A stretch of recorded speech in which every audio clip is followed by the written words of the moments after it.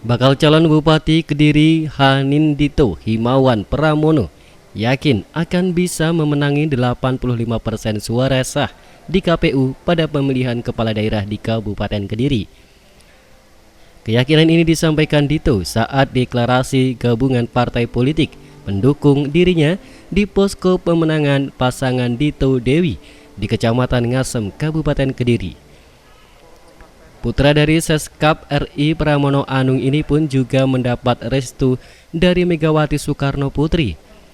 Restu itu disimbolkan dengan sepatu almarhum Taufik Keimas, suami Megawati yang dikenakan Dito. Dikatakan oleh Dito memang melawan bumbung kosong bukanlah perkara mudah, karena pergerakannya tidak bisa diprediksi. Ada di perbedaan nama yang tertera di dalam surat rekomendasi yang dikeluarkan oleh PAN. Maka saya untuk menghargai PAN dan apapun itu PAN sebagai partai pengusung pertama, salah satu yang pertama, maka saya menunggu keputusan dari KPU RI dan PAN yang ada di pusat karena ini terjadi di seluruh Indonesia. Gitu. Untuk perbedaannya bisa dijelaskan nama rekomendasi itu